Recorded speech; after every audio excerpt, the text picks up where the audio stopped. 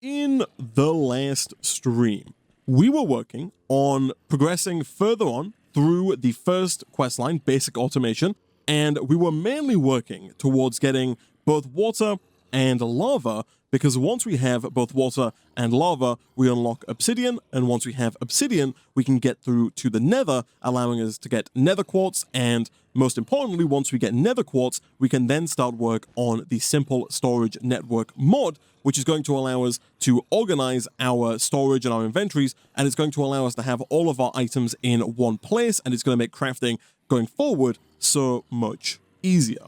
Now, at the very end of the last stream, we were looking to get this quest here complete, the first ritual Serenade of the Nether quest. To do that, we need to craft up 4 ritual stones, 1 master ritual stone, and then 1 weak activation crystal. Now, the problem that we ran into at the end of the last stream is that in order to make the master ritual stone, we need either a magician's or a master blood orb. And as of right now, if we go over into here, we only have a weak and an apprentice blood orb. And in order to upgrade to the next tier, which is the magician's blood orb, we have to put a block of gold into a tier 3 blood altar with 25,000 life points. Now, down in our little blood altar room, which I have made a little bigger, by the way, between streams, and I've also gone ahead and kind of outlined the area for the tier 4 altar. So this one right here with the glowstone blocks is our tier 3 altar. Also, how in the world did you get out of the spawner? That makes no sense. But this right here with the glowstone is our tier 3 altar. And then this right here is the outline of the tier 4 altar. So basically, when we want to upgrade to tier 4, we can replace this dark scoria cobblestone with blank runes. And then we can put, I believe it's large bloodstone bricks. Yeah, these guys are right here on top of these stone brick pillars, and once we do that, we will have a tier 4 altar. For now, though, that is not necessary. Also, we don't have the infrastructure to actually make those large bloodstone bricks just yet, but what we do have is a tier 3 altar with a capacity of 10,000 millibuckets. So, there are 2 things that we can do here. People in the YouTube comments did point out that you don't actually have to have a capacity of 25,000 in your blood altar in order to make the magician's blood orb, because what you can do is you can put the block of gold in, and then you can add more LP to the blood altar as the LP is being used, if that makes sense. So you can put the block of gold in, and then as the LP is being used that's currently in the blood altar, you can continue to use the Dagger of Sacrifice and the Sacrificial Knife to add even more LP into the blood altar, and thus eventually get to the 25,000 required for the block of gold. Alternatively, of course, you can make these runes of capacity, and I think at the end of the last stream we calculated that we would need 8 of these if we were going to get our blood altar up to 26,000 LP, which is more than enough for that magician's blood orb. I think what we will do is maybe kind of go halfway. I think we should make at least 1 rune of capacity, because in making this we do get 4 imbued slates as a reward. The same is true for the Rune of Sacrifice. I think we should at the very least make 1 of these, because we also get 4 more reinforced slates as a reward there. And actually, what I have been doing between streams is making more slates. I currently have 8 blank slates and 8 reinforced slates. Those were to be used to make the ritual stones, because in order to make the master ritual stone, you need 4 ritual stones, and we also need 4 ritual stones as well, so in total, we do have to make 8 ritual stones. However, I think it is going to be worth investing a couple of our slates here into both a Rune of Sacrifice and a Rune of Capacity, just because we get even more runes back than we spend making them. So for the Rune of Sacrifice, we need 4 stone, 2 gold, 1 blank rune, 1 reinforced slate, and then 1 apprentice blood orb. Stone we have. The runes we can go and get from downstairs. Again, for now, I'll grab just 2 of them. Gold-wise, we do have 5 gold in our crate here. And boom, there is our first Rune of Sacrifice. Following that, the Rune of Capacity is a little bit more expensive, requiring the same recipe but with 3 buckets, and then an imbued slate, the imbued slate being a reinforced slate in the blood altar with 5,000 LP. Now, it does need to be a tier 3 blood altar, and so what I am going to have to do, actually, is replace down both of these runes here, and I believe we do have 5,000 LP in the altar, we do indeed, and then if we drop in our reinforced slate like so. That should slowly but surely transform into an imbued slate. Perfect. At which point we can take that. We can once again grab one of these runes, and that should, chat, be everything that we need in order to make the Rune of Capacity.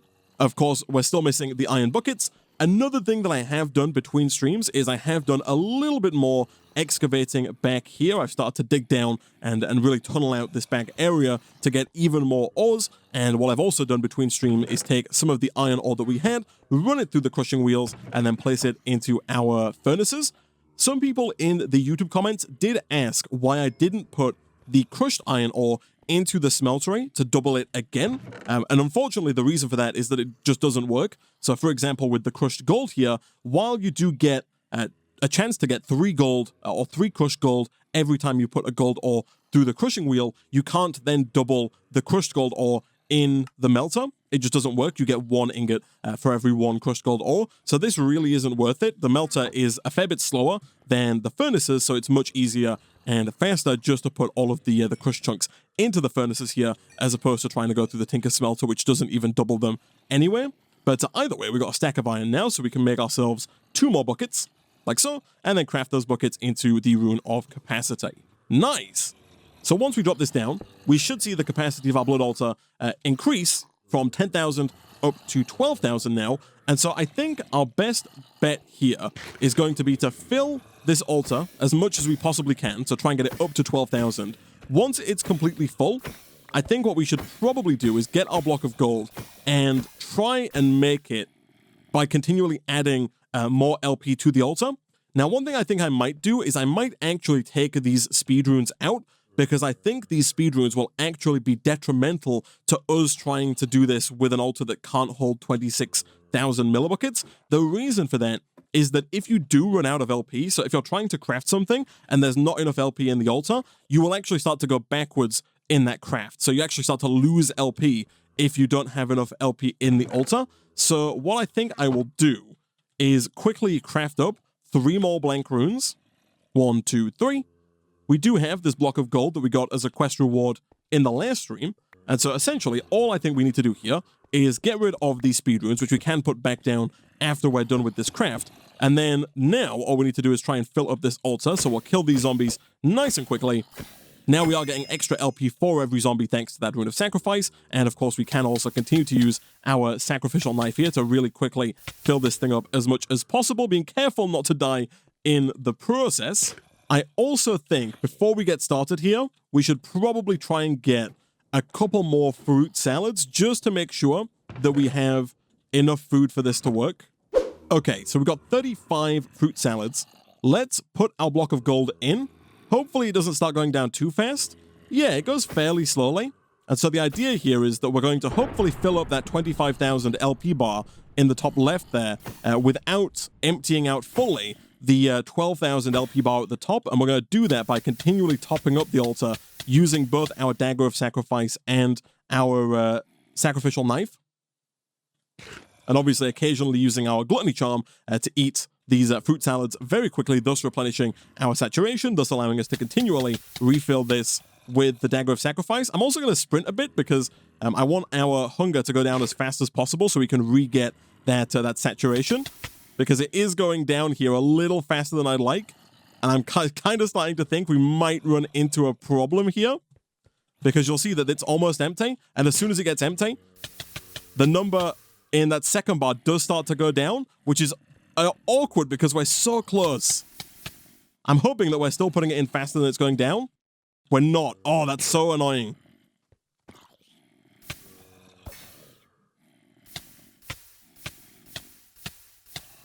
Okay, that's not going to work. You'll see it is going down now. We were very close. We got to about 17,000, 18,000 before that, before it didn't work, but we're not able to refill our hunger fast enough, or refill our hearts fast enough with our hunger. So I think what we're going to have to do is add at least a few more of these runes of capacity. If we make, let's say, 4 more runes of capacity, that should add an extra 8,000 LP worth of capacity to the altar itself, taking it up to 20,000. And then I think we should be able to make up the extra 5,000 using the Dagger of Sacrifice and the Sacrificial Knife in the same way we've just done. Again, we do get extra slates here as quest rewards, so we don't have to craft up 4 more of the imbued slates to get those 4 extra runes of capacity. All we have to do is craft up 12 iron buckets. From there, we should be able to make 4 of these nice and easily. At that point, we can then add those back into the altar. 1, 2, 3, 4. So we've now got a capacity of 20,000. So now all we need to do is get this all the way up to 20,000 and then try the exact same thing again. And hopefully this time we should get ourselves the Magician's Blood Orb. Okay, so a little while later, we're up at 20,000 millibuckets of LP in the Blood Altar. We also have a fair few zombies ready to go here. And of course, we still have our fruit salad and our sacrificial knife. So if we drop this in, we should hopefully be able to fill that 25,000 LP bar before we fully run out of LP.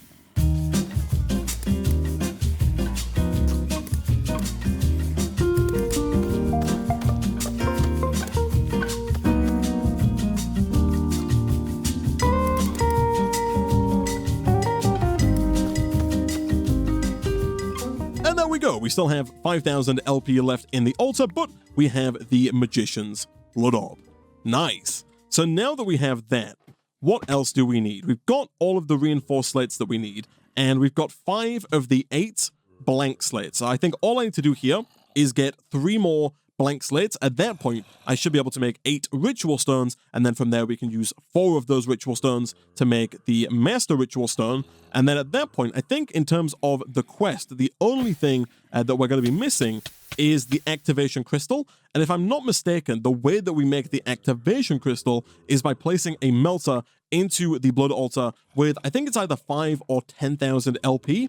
And if memory serves me right, we did make a second seared melter at the end of the last stream. So real quick, yeah, tier 3 altar with 10,000 LP. So let's quickly make 1 more blank slate.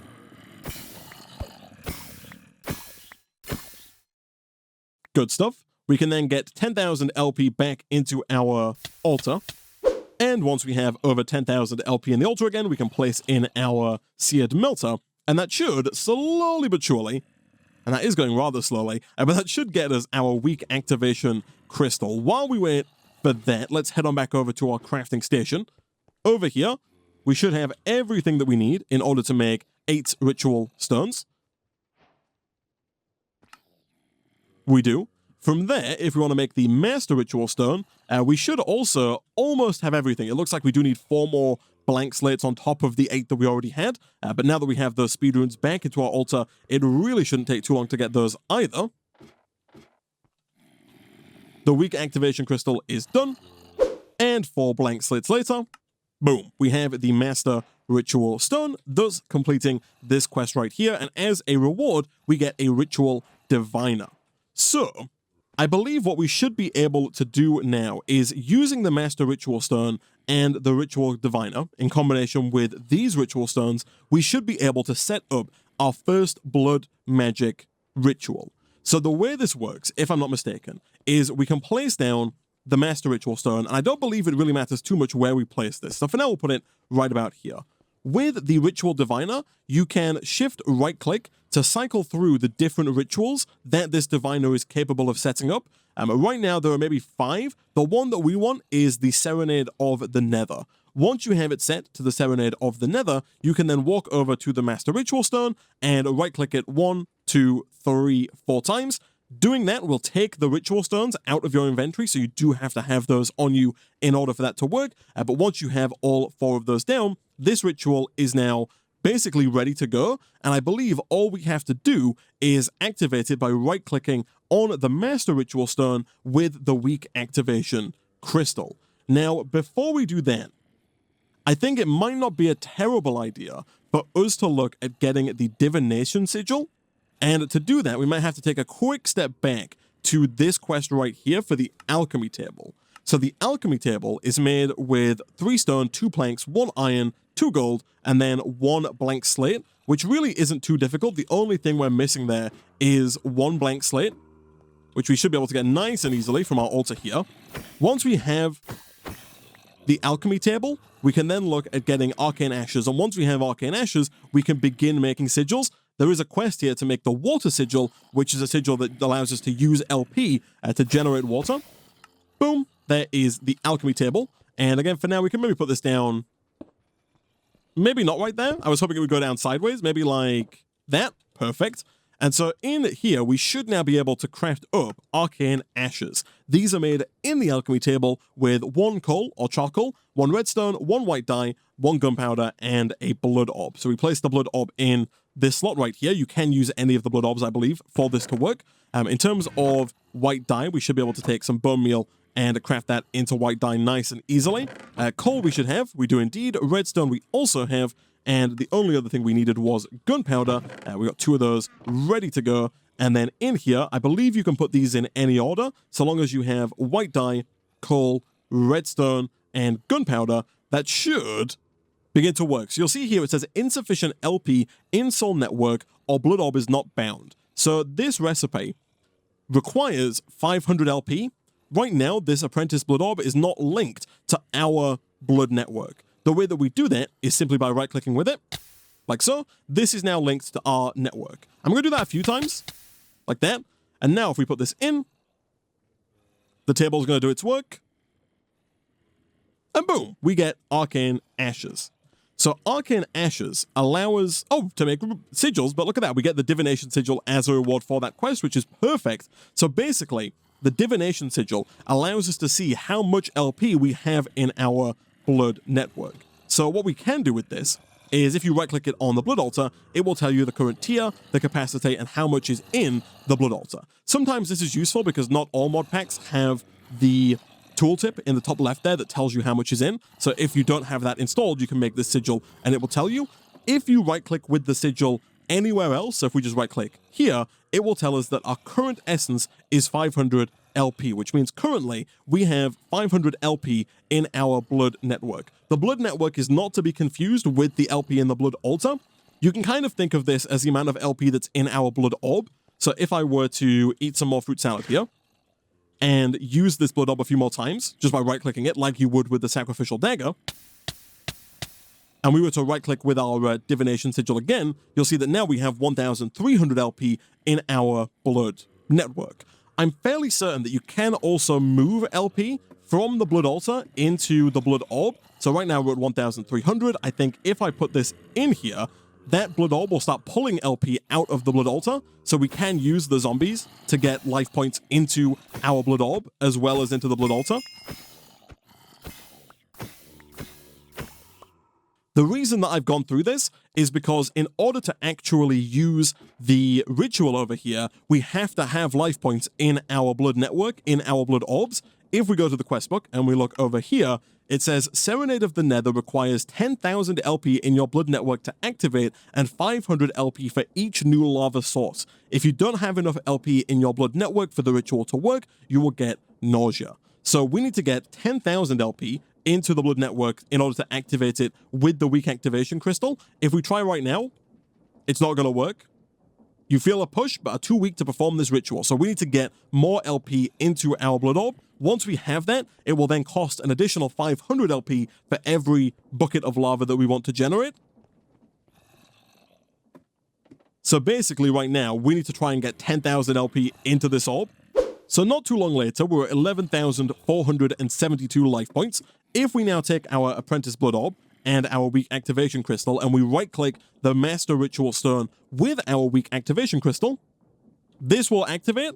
I'm not going to do that just yet because the way that this works is as soon as we activate it, it will pull 500 LP from our system and produce a bucket of lava. That bucket of lava spawns in directly on top of the Master Ritual Stone. And so what you want to do before you activate it is get yourself a couple of slabs. 4 will do. And then place those around like this. So now if we right click on the Master Ritual Stone, it activates and you'll see right away we got a bucket of lava. And if we check our Divination Sigil, it took 10,500 life points away, 10,000 to activate and 500 to get that first bucket of lava. If we were to now get a bucket and pick up that lava, because the ritual is still active, it will immediately take another 500 life points and use that to make another bucket of lava. So if we take this another one appears. And if we check our life point counter, we've got 472 left. That has given us nausea, which is surprising because I thought that would work, but I think it might just be because we've got less than 500 left now. That's fine. If we just do one of these, the nausea should go away. It totally does. Nice. And so essentially now we do have an unlimited source of lava. All we have to do is either kill zombies or use our sacrificial knife or apprentice blood orb to generate more life points that we can then use to get that unlimited lava. Nice. And as a reward, we did get 7 obsidian, which is, again, quite lucky given that the odds were 1 to 9, or given that the range was between 1 and 9. So we definitely got on the high end there. And so now we need to get 3 more obsidian in order to make our first nether portal. So I think now, basically, what we should do is kind of place down lava like this, turning it into obsidian, and then breaking it to pick it back up. We, of course, could not do this. We could try building the portal without having to break the obsidian every time. However, there is a quest for us to have 10 obsidian, and so we do actually have to have 10 obsidian on us in order for that quest to complete and unlock the future quests in the book. And there we go. We have 10 obsidian, and so now we can actually make our portal to the nether. Let's claim a few rewards here. We also got some blank slates, which I'm very happy about. Might as well put those gold leggings on. Perfect. That's probably actually going to help us when we head through to the nether due to some of the new stuff in Minecraft 1.16. But I believe now that we can basically just head through to the nether and try and get some nether quartz. I do believe, if I'm not mistaken, that the nether is just a regular nether in this mod pack. So I'm really hoping that we do get... And ooh, this is awkward. I was going to put it in the back wall here. We could do, but it would be... we'd have to get more obsidian because we'd need like 12. I think I might do that just to make it look symmetrical. I kind of want to have the portal be just like right here. So I think I'll do 1, 2, 3, 4, 5, 6, 7, 8, 9, 10, 11, 12, and then just light the portal there.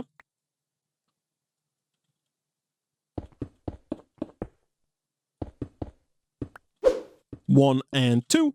We did get a flint and steel as a reward, and boom, we have a nether portal. Nice. Now, before we head through there, I would like to dump a couple of items out of my inventory because it is rather full, and I would also like to show the YouTube audience something that I have just been reminded of, and that is that in this pack, we do have this mod right here, the Muffler Mod, which allows you to mute certain sounds in the game. So one thing I have done for this episode is I've turned down hostile creatures because the zombie sound is really loud, and when you hear it over and over and over and over and over again, it's also really annoying. Now, what you can do is over here with the muffler, you can mute individual Minecraft sounds. So if I, for example, type in zombie, you can see that there is the ambient zombie sound. If I click the mute button, it goes away completely. You can also change it. There's a bar here that appears. You can change the volume of just that sound. So that's it at full. We could bring it down to like 15%, or we could get rid of it entirely. You can also change their death sounds, their hurt sounds, and their step sounds. So right now we've muted their ambient sound, so that grunting and moaning that they do passively, but we've not changed their death sound. So right here, when they fall, it's still as loud as ever. And when we kill them, it's still as loud as it was before. The same is also true with basically every other sound in the game. If we walk over to the lava here, and we take a look, we should be able to type in lava, and you'll see that there is lava pop, lava empty, lava fill, lava extinguish, and that lava pop is just the passive sound of lava nearby, which you can mute entirely, you can turn it down. It's a really nifty mod. One thing that the chat has reminded me of, and the reason why I'm talking about it, is that over here, I'm really not a fan of the default Minecraft portal sound, which is why I built our portal so far away. But what we can do, we can type in portal, and we can just mute the ambient portal sound entirely, and we never have to listen to it again. All right, let's head on through into the nether, shall we? For now, though, really all we're after is nether quartz. This is really all that we need. There is a quest for it, which we've completed instantly, and as a reward, we do get some soul sand and some soul soil. And there are a few reasons that we want the nether quartz. The number one reason, as I mentioned at the start of the stream, is that it allows us to get into the Simple Storage Networks mod. We also spawned right next to a nether fortress as well, which is going to be super useful for getting blazes and whatnot later in the pack. I also see a ghast over there as well. Another reason that it's going to be beneficial for us to have Nether Quartz is that it also allows us to make a drawer controller, which is going to allow us to much more effectively use our storage drawers going forward, especially in combination with the simple storage network, and you'll see what I mean by that, hopefully, before the end of today's stream. So we did just unlock a trinket, and that's not the first trinket that I've unlocked. So I believe there's a trinket key. It might be R. It's not R. Let me check the, let me get to safety, and then let me check controls as well, because I believe that we can equip trinkets to give us bonus effects. So it is R by default, but R doesn't work. I think that's because it's bound to multiple things. I'm going to go ahead and rebind my trinket GUI to like numpad 4. So I press 4, it opens this up. Right now we have 0 active trinkets. If we click here, we have 1 trinket slot. We can add one of the 3 trinkets that we've unlocked. So we just got the cloud trinket. A small cloud will protect you from fall damage. Earlier, whilst I was mining in the dark, I got the bat trinket. It says it will provide you with night vision. And then we also have the butcher's cleaver, which I believe we got in the last stream. Gives us a chance of dropping bones when killing animals. So I kind of want to try the bat trinket, because that says it gives us night vision. That's super cool. I think we just have that passively now. And we can unlock extra trinket slots at the cost of XP. So if I click this, oh, look at that. It takes away 15 levels of XP, but it does give us an extra slot. So we could put the cloud in there as well and get the bonus from fall damage. Look at that. We get a little cloud that pops up to protect us. I don't know if it protects us from all fall damage or just a little bit of fall damage, but it does slow us down right before we're about to hit the ground, which is super nifty. Ooh, rock candy gives movement speed ++. So I did accidentally just unlock another trinket, so I lost like all of my levels, but we can add this as well now. Oh, look at that. That is rather fast. I like that. I like the extra speed. That might be a bit too fast, but we'll find out. Either way, we do now have over a stack of Nether Quartz, and so there are now a few things that we can do. The first and most important is start down here in the storage quest line. So the first quest is for network cable. It says basic cable for connecting other, more useful cables together. This one is super easy to make. It is 6 stone slabs with 2 iron ingots. Stone we should have in rather large amounts. We do indeed. Over here, we can cut that down into stone slabs. I'll make more than 6 because I think we are going to need quite a few cables going forward here. I'll go for 24 for now. We can always make more should we need them. And then over here, we can do slabs, slabs, iron, and iron, and that gets us basic network cable. You get 8 at a time, and as a reward, we do get the network guide book. And so now we have a bunch of other quests that we've unlocked. Now, in order to actually begin using the simple storage network, we need 2 things. We need the storage network root. This is the heart of the network, and we need a storage inventory. I think the actual thing we need is the storage request table, but in order to make the storage request table, we need the storage inventory.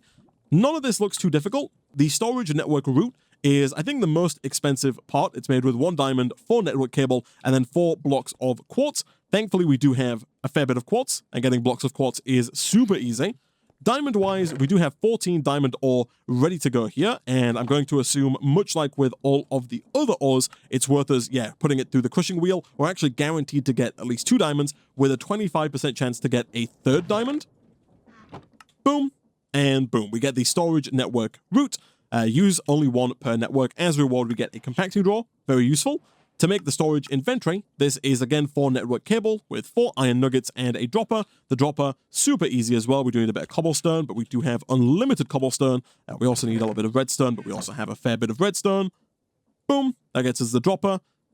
And boom, there's the storage inventory. From there, the thing we really want is the storage request table. To make the storage request table, we need 4 gold, 4 crafting tables, and 1 storage inventory. The only thing we're missing, actually, is 4 gold. We didn't start smelting any of the gold up. However, I do believe that we do have some gold ready to go down here. We do indeed, so let's quickly divvy that up and then drop some in each of these 4 furnaces. And 4 gold ingots later, boom, we get the storage request table. So if I'm not mistaken, if we put down the network route, which for now I'll put here, we'll move this in a second, and we put down the storage request table, I think this is kind of the basics of a simple storage network. In here, this is where we're going to see our items along the top. We also have a crafting table connected as well, and the ability to search into our inventories. Now, right now, there are no inventories connected to this storage network route. That is where this guy comes in, the link cable. The link cable can be used to link other inventories to the network, use it to connect a draw controller and a few diamond chests, and you'll be set at least until you want auto crafting. So the link cable, super easy to make. It's 4 network cable and a regular Minecraft chest. So if we just quickly go ahead and craft up another vanilla chest, like so, and we combine that up with some more network cable, which we are going to have to craft because we are unfortunately out. We can then do 1, 2, 3, 4 with the chest in the middle. And now what we can do is we can, for example, put a link cable on this chest. And then we can use our regular network cable to connect that link cable to the network. And now inside of the network, we can see everything that is inside of that chest. Even better, we can actually interact with the items inside of that chest as well. So we can actually just grab a stack of rotten flesh and it pulls it directly out of that chest for us to use. Even better still is we can do something like this to connect up this chest. And now if we look inside, we can see all of our items. And if, for example, we wanted to make another chest, let's imagine we had some wood in here, we could type in chest into JEI. And then using the shift click function, we can shift click and it will pull automatically all of the items we need from all of the connected inventories into the crafting table, and we can just take out the end result. And so no more do we have to go through searching through all of our chests and all of our drawers to get all of the items that we need in order to craft something. We can just come into the storage request table, shift click in the recipe that we want, and if we have the items, it will pull them and we can just craft it. Now we could take this one step further with the use of the draw controller, which is what the pack recommended. Up here in basic automation, there is a quest to make the draw controller, which is an interface which can interact with all connected drawers. So to make this, we need 1 regular storage drawer, 5 stone, 2 redstone comparators, and a diamond. I think we should be able to make pretty much all of that. Let's get a couple of sticks going here, just so we can make some redstone torches. Again, we can search in here if we need to find something. I believe we need 6 redstone torches if we're going to make the 2 comparators required for the controller. That's 1. And 2. So now we're just missing the drawer itself. And I think for now, what I'll do is I'll empty out this drawer because it's only holding 2 planks. And once we break this, we can craft up our very first drawer controller. Nice. So the benefit of the drawer controller, as it mentions in the book here, is that it can interface with all of the other drawers that are connected to it. So one thing we should probably do here is move this drawer. Also, I don't think I've mentioned it yet. Let me put the drawer controller down. But we do have the carry-on mod installed in this pack. The carry-on mod allows you to get up close, and if you shift right click on something, you can pick it up and move it without emptying it out first, especially with inventories like this. You can do the same thing with chests. So over here, normally you'd have to either take everything out, or if you didn't, you could break it and items would spew everywhere. With the carry-on mod, you can just get up close, shift or right click, and you can move the chest wherever you like, and it keeps its inventory, which is very nifty. People have pointed out that if we wanted to, we could do the same thing with the spawner. I do believe that if we were to shift right click, you can pick the spawner up, you can move it, you can put it back down wherever you like. For now, I'm going to leave mine here, but if we wanted to, we do have that option in the future. Back over here though, I think what I'm probably going to do, we can probably get rid of this crafting station now, and instead we can move the network route over to here with the storage request table on top of it. The really nice thing is that this doesn't require any power whatsoever, which is very nice indeed. And then basically what we can do now, at the moment, if we type in cobblestone, we have 132, but there shouldn't be any cobblestone in here. All of the cobblestone should be in this storage drawer, which for now we can put back down right about there. And so right now there's no cobblestone in here. If we put a link cable on the drawer controller and then connect that up using a regular network cable like this, we can now access all of the items in all of the drawers connected to the drawer controller in here. So if I type in cobble, we've got 639 cobble. If I type in oak, we've got 242 oak. If I type in stone, we've got 56 stone. So with one link cable, we can connect up all of the storage drawers that are connected to this drawer controller. And so I think what it's going to be well worth doing here is, first of all, lowering my GUI scale by 1 notch. so that we can actually see what's going on in here.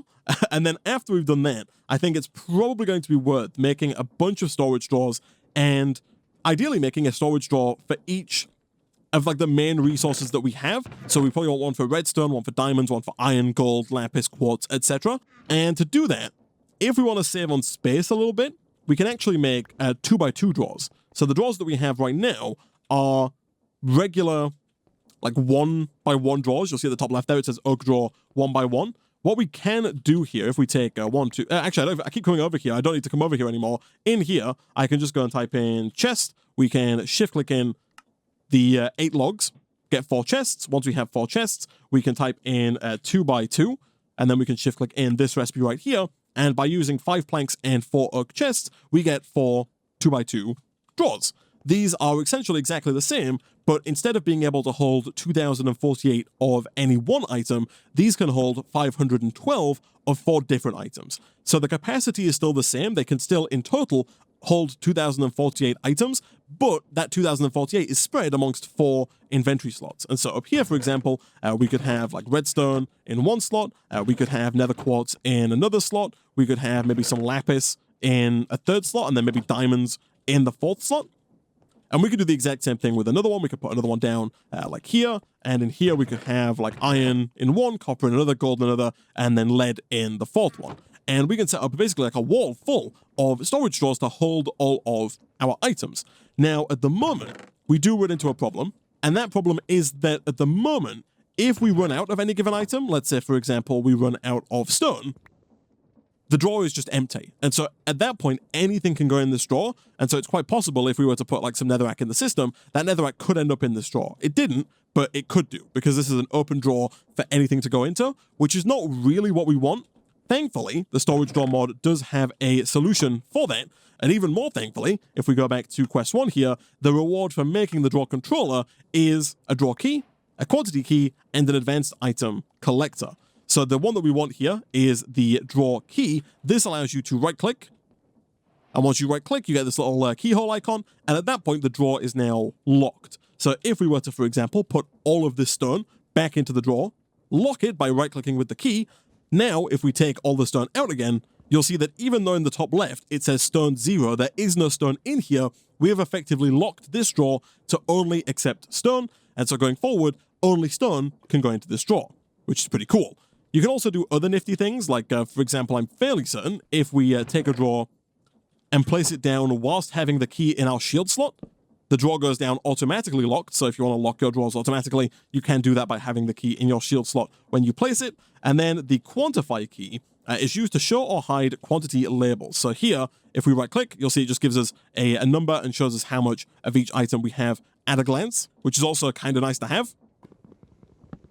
One final thing I'd like to do before we make a bunch more drawers here is I'd like to get our first set of filtered link cables. So right now we've got regular link cables, but we can upgrade to filtered link cables. These are essentially the same, but can be configured with priority and filters and can also be upgraded.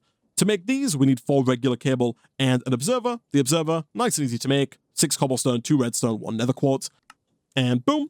So now, if we take this, and let's say we replace this, like so, what we want to do is make sure that items go to the drawer controller first. So for example, if I've got some cobblestone, and I put that cobblestone in here, I want to make sure that cobblestone always goes to this drawer. I don't want my system trying to put cobblestone into these chests. That's not where the cobblestone goes. So I'm hoping that if we lower the priority here, because it does say smaller goes first, if we lower this to say -5, I'm hopeful that now, anytime we put cobblestone in, we're at 626, we'll add 6 more, we're at 632. So now, anytime anything is put into the storage request table, it should try and go into the drawer controller first, thus meaning that it's going to try and go into a storage drawer first if there is a storage drawer for that item. If there isn't, then it will go into these chests. And again, right now, if I take diamond ore, for example, and I put that in like so, that diamond ore is going to end up in here because this drawer is not locked. And so what we want to do is we want to make sure that we, first of all, lock this drawer, but also fill up all of these slots with the things we actually want in them so that random things like diamond ore don't get in here anyway.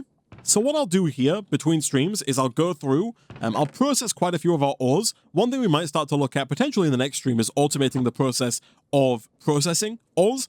Now that we have water, we do have the ability to wash our ores. So what we could do is we could run all of our ores through the crushing wheels and then through an ore washing system to get even more ingots than we would normally get.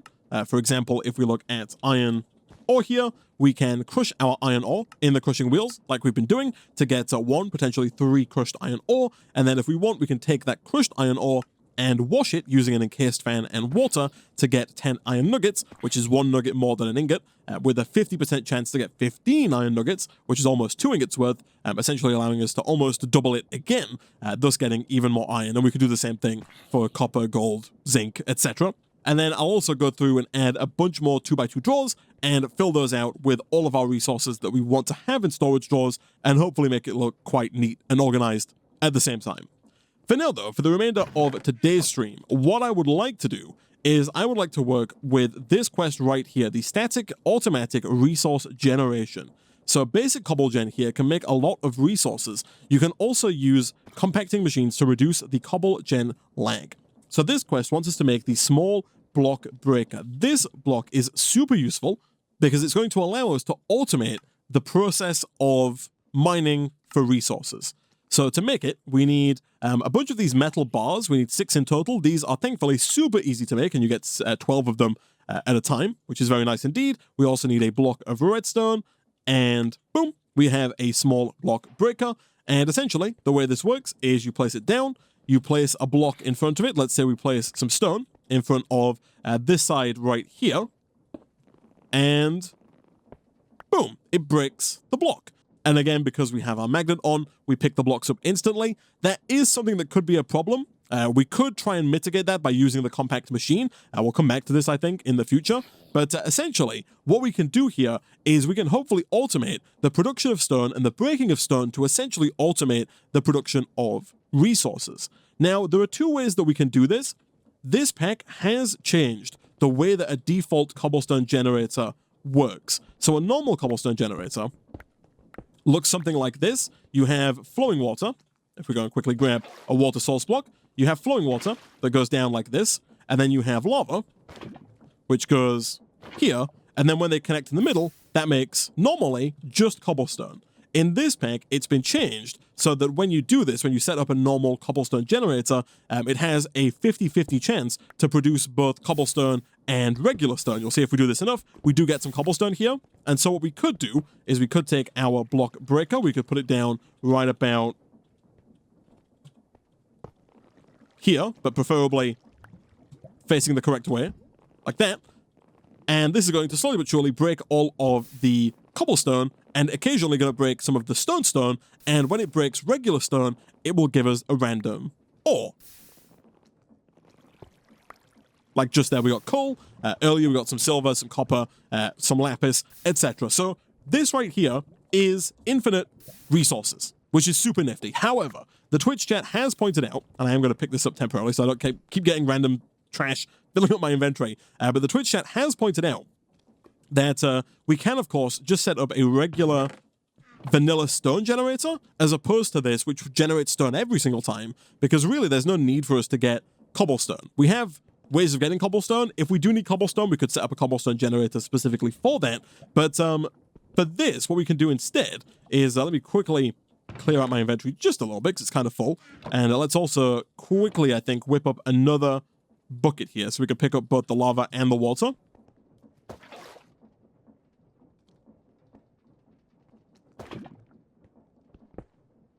But what we can do instead here is we can dig a bit further down, and if we have a block of lava over flowing water, so let's imagine we have some flowing water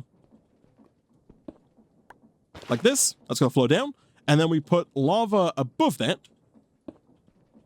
like so, that should turn that flowing water into stone.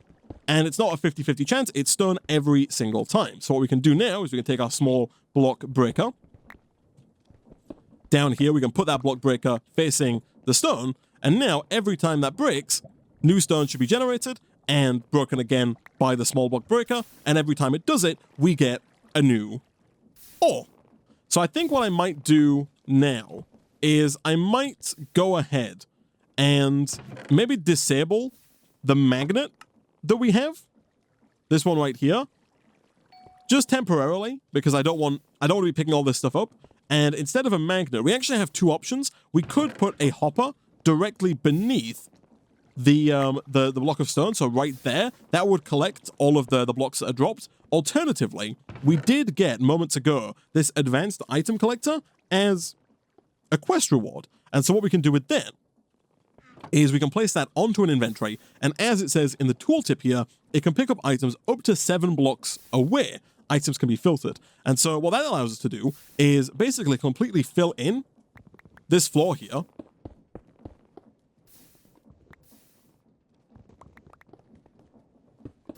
Like this, and then we can just place down a chest, let's say here, and then we can put the item collector on top of it like so, and that's going to pick up all of the ores and all of the junk generated by that block breaker.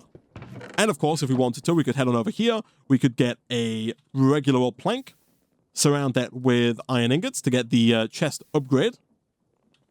We can then do something like this to make that even bigger. And of course, one thing we're going to want to do very shortly, and I think we'll look at doing in the next stream, is filtering this stuff out. So we want to get rid, I think, of most of the stuff that we don't want. Stuff like the granite, the andesite, the diorite. One thing we could do is we could look at getting rid of those through storage drawers. So storage drawers do have upgrades. One of the upgrades you can make is called the Void upgrade. This one right here. This destroys excess items. So what we could do, for example, is we could get one of these junk blocks, let's say withered or weathered limestone cobblestone. We could put that into one of these slots over here, like so. And if we shift right click, you'll see that there are upgrade slots along the bottom. If we were to put a void upgrade into one of these upgrade slots, what would happen is weathered limestone cobblestone would make its way into this drawer. It would continue to go into this drawer until we got to 512, which is the maximum amount that we can currently store in each of these 4 slots. Once we got to 512, any excess that we created would be destroyed. It would just be automatically deleted by the drawer due to the fact that we have that void upgrade. So I think what we're going to want to do is find a way to filter out certain resources. We want certain things to go to storage drawers, and we want other things like the ores to head through to the crushing wheels. And then another thing that we can work on in the next stream is setting up ore washing and like the full ore processing so that we can automatically take our ores from the generator, crush them, wash them, craft them, and send them to the draw controller here to hopefully fully automate the production of basically everything, you know, redstones, diamonds, lapis, iron, copper, gold, silver, etc. That's the plan. Whether or not we can get all that done in one episode is yet to be seen. Also, I do think that I'm going to turn this off between streams because otherwise we're going to come back next time and we are going to return to a very messy base that is going to be completely just full of random junk, and the server is going to lag, and the people playing on the server are going to complain because of all that lag. And so for the time being, I'll just put that down here. We are going to have to set up some kind of contingency. I don't know if you can use a lever to turn this off. If you can, that would be very helpful, because at that point we could set up some kind of system to where if the chest here is full, the block breaker stops working. It looks like it does respond to a redstone signal, which is good. So if it's turned on, it stops working. So we should be able to set up some kind of comparator system to turn the block breaker off when this chest gets full, thus stopping it from spewing items all over the world. For now, though, I think that's where we're going to wrap up the Cave Factory portion of today's stream.